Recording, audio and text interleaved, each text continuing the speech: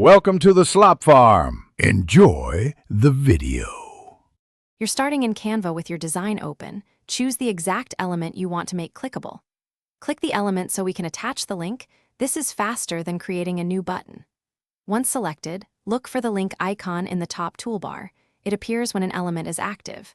You need the destination URL ready so you don't interrupt flow. Making the right element clickable improves UX and keeps layout intact, so pick text or a clearly visible button.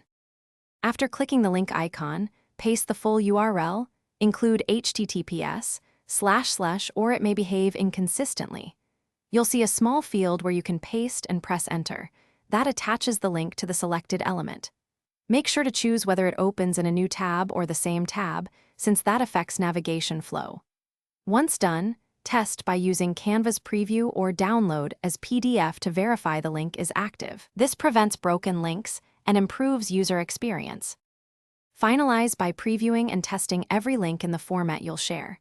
PDF links behave differently than shared designs, so always check the actual output. If a link doesn't work, make sure the element isn't part of a locked or nested group and confirm the URL includes https //. If needed, remove and reapply the link or ungroup the element, then relink.